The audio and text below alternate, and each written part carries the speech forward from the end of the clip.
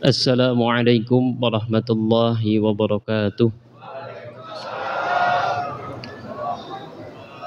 Alhamdulillah, alhamdulillahilladzi bi ni'matihi tatimmus shalihat. Asyhadu an la ilaha illallah wahdahu la syarika lah wa asyhadu anna sayyidana wa nabiyyana Muhammadan abduhu wa rasuluhu la nabiyya wa la rasula ba'dah. Allahumma salli wa sallim ala sayyidina Muhammadin wa ala alihi wa sahbihi wa man tabi'ahum bi ihsanin ila yaumiddin, amma ba'du. Hadaratul mukarramin, para alimil ulama, para asatid, para sesepuh, pengurus Masjid Al-Hikmah, dan segenap jamaah baik bapak-bapak maupun ibu-ibu sekalian, semoga Allah Subhanahu wa taala selalu memberikan kenikmatan beribadah kepada kita semua, amin amin ya rabbal alamin. Yang pertama, marilah kita panjatkan puja serta puji syukur kehadirat Allah Subhanahu wa taala yang alhamdulillah pada malam hari ini Allah masih memperkenankan kita semua untuk bersujud kepadanya, yang insya Allah akan dilanjutkan dengan sholat tarawih berjamaah. Salawat beserta salam tak lupa semoga selalu tercurah kepada junjungan keharibaan baginda alam Nabi besar Muhammad sallallahu alaihi wasallam, kepada para keluarganya, para sahabatnya, para tabi'in, dan semoga kita semua selaku umatnya diizinkan untuk mendapatkan syafaatnya, diizinkan untuk mencintai baginda Rasulullah sallallahu alaihi wasallam dan diakui sebagai umat Rasulullah sallallahu alaihi wasallam, amin amin ya rabbal alamin. Ma'asyiral muslimin, sidang salat tarawih berjamaah yang dimuliakan oleh Allah Subhanahu wa taala. Di dalam bulan Ramadan ada salah satu sahabat dari golongan Khulafaur Rasyidin yang dengan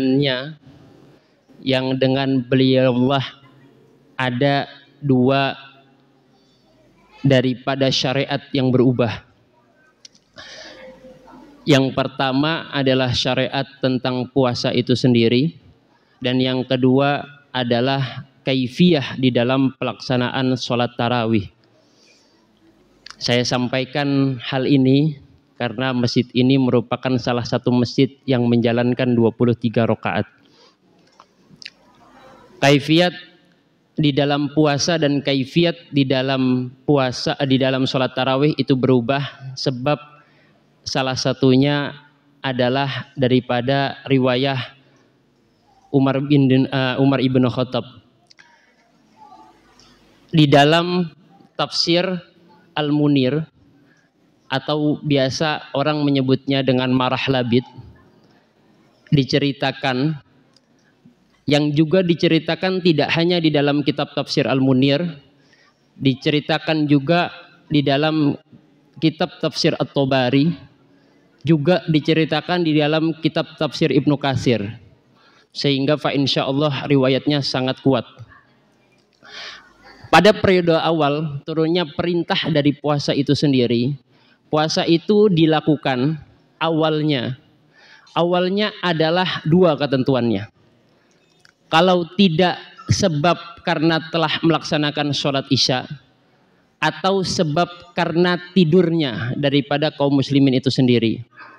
Apabila sudah melaksanakan sholat isya, maka umat muslim diwajibkan sudah menahan daripada hal-hal yang membatalkan puasa sampai ghurubis syamsi lailatul muqabilah, sampai daripada terbenamnya matahari keesokan harinya.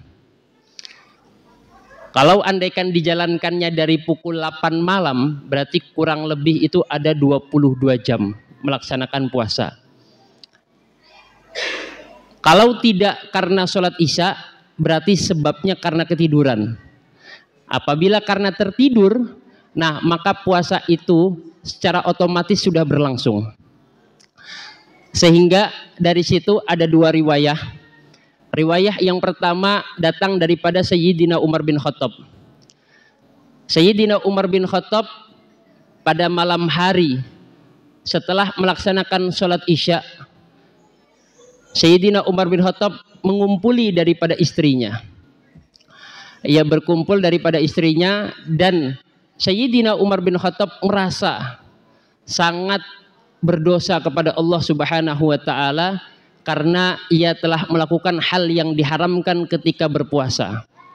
Kemudian Sayyidina Umar bin Khattab memohon ampun kepada Allah dengan benar-benar memohon ampun. Adapun kisah yang kedua datang daripada Qais ibn Simah al-Ansari. Qais ibn Simah al-Ansari itu kesehariannya adalah kerja untuk berladang. Berladang dari pagi sampai menuju sore hari. Seketika ketika Ibn Simah al-Ansari ini pulang, sudah saat waktunya berbuka, ternyata istrinya itu tidak memiliki hidangan apapun, santapan apapun untuk berbuka puasa. Seketika Ibn Simah al-Ansari atau Qais Ibn Simah al-Ansari ini menunggu istrinya untuk mencari hidangan agar digunakan untuk berbuka puasa. Kemudian ketika istrinya keluar untuk mencari hidangan, tatkala pulang ke rumah mendapati Ibn Simah al-Ansari sudah tertidur. Maka jika tertidur, kaifiahnya adalah itu berlangsung puasa. Seketika istrinya berkata, celakalah wahai kau Qais ibn Simah al-Ansari. Kenapa bilang seperti itu? Karena sudah capai, letih, lelah, ia sudah harus berpuasa kembali tanpa berbuka sedikit pun daripada makanan. Dari situlah kemudian muncul sejarah daripada asbabun nuzul surat Al-Baqarah ayat 187. Uhilla lakum lailatas syiyamir rafasu ila nisaikum hunna libasul lakum wa antum libasul lahun. Alimallahu annakum kuntum takhtanuna anfusakum fataba alaikum wa afa ankum. Alimallahu annakum itu adalah riwayat untuk Sayyidina Umar bin Khattab. Fataba alaikum wa afa ankum fal'ana bashiruhunna wabtaghu ma kataballahu lakum kulu washrabu hatta yatabayyana lakumul khaytul abyadu minal khaytil aswadi minal fajr. Itu adalah riwayat untuk Qais ibn Simah al-Ansari. Jadi seandainya di zaman sekarang ada yang mendapati dirinya merasa letih, merasa lelah untuk melakukan ibadah puasa yang syariatnya sudah diperbarui, aswadi minal fajr, sampai daripada minal aswadi minal fajr ila ghurubis syamsi, atau tulu'il fajri ila ghurubis syamsi, daripada terbit fajar sampai terbenamnya matahari. Maka sesungguhnya berkacalah kepada para sahabat pada periode awal, karena sesungguhnya syariatnya lebih berat di awal-awal. Perlu halnya itu sebagai bentuk rasa syukur kita kepada Allah Subhanahu wa taala, yang dimana Allah memberikan syariat yang baru karena musyaqqah syadidah, karena sebab susahnya sangat sekali, kemudian Allah memberikan itu semua. Itulah bentuk daripada sifat pemurahnya Allah Subhanahu wa taala. Ma'asyiral muslimin, sidang salat tarawih yang berbahagia. Adapun yang kedua, kisah yang bisa diambil pelajaran daripada Sayyidina Umar bin Khattab adalah tentang kaifiyah pelaksanaan sholat tarawih berjamaah dengan jumlah rakaat 20 rakaat. Sebagaimana kita ketahui pada zaman itu sholat tarawih itu sendiri-sendiri. Setelah Rasulullah Shallallahu Alaihi Wasallam wafat, kemudian sholat tarawih itu di dalam masjid sendiri-sendiri, tidak berjamaah seperti ini. Ada yang 20, ada yang 36, ada pula yang 8 rakaat. Kemudian ditetapkanlah oleh Sayyidina Umar ibn Khattab, yakni pertama kali untuk menetapkan bahwasannya sholat tarawih dirubah untuk berjamaah dengan imam yang pertama adalah Ubay ibn Ka'ab.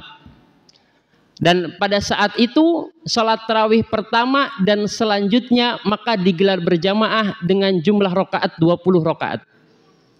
Oleh karena itu, ini merupakan dalil yang amat kuat bagi para pelaku, bagi para amaliyah yang melaksanakan sholat tarawih 23 rakaat, sehingga tidak perlu lagi merasa ada pergeseran di dalam perselisihan pendapat. Ada yang melaksanakan 8, ada yang melaksanakan 20, monggo silahkan. Yang mau melaksanakan 20 monggo, dalilnya kuat. Yang melaksanakan 8 monggo, dalilnya kuat.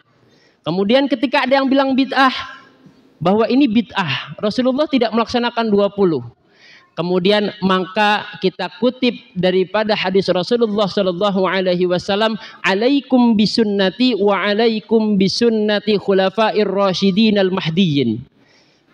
Atas kamu sekalian bahwasannya ikutilah sunnahku dan sunnah daripada khulafaur rasyidin. Berarti ketika kita melaksanakan tarawih 23 rakaat secara tidak langsung, maka kita mengikuti sunnah daripada Rasulullah sallallahu alaihi wasallam. Akan tetapi itu adalah tarawihnya sahabat, bukan tarawih Rasulullah sallallahu alaihi wasallam. Hadis dijelaskan oleh Rasulullah sallallahu alaihi wasallam, "Anna ja'alallahu al-haqqa ala lisani Umar wa qalbi," bahwasanya Allah menjadikan daripada lisan Umar dan di dalam hati Umar, yang dimaksud dengan Umar adalah Sayyidina Umar bin Khattab, al-haq, yakni kebenaran. Maka dua dalil kuatnya. Oleh karena itu penting halnya, mudah-mudahan kita semua termasuk orang-orang yang diberikan keistiqomahan oleh Allah Subhanahu wa taala untuk menjalankan daripada sunnah-sunnah Rasulullah sallallahu alaihi wasallam, kewajiban-kewajiban Rasulullah sallallahu alaihi wasallam daripada riwayat Rasulullah yang ditetapkan oleh Allah Subhanahu wa taala, sehingga perlu halnya kita memperkuat dalil-dalil tersebut, sehingga dalil itu tidak hanya taklid, akan tetapi taklid bil ittiba'i ulama'i Rasulillah sallallahu alaihi wasallam. Semoga kita semua termasuk golongan orang-orang yang diridhai oleh Allah Subhanahu wa taala, diberikan kemudahan untuk beribadah kepada Allah taala dan diberikan untuk mengikuti sunnah Rasulullah sallallahu alaihi wasallam. Kurang lebihnya dari Al-Fakir mohon maaf. Wallahu muwaffiq ila aqwamit thariq. Wassalamualaikum warahmatullahi wabarakatuh.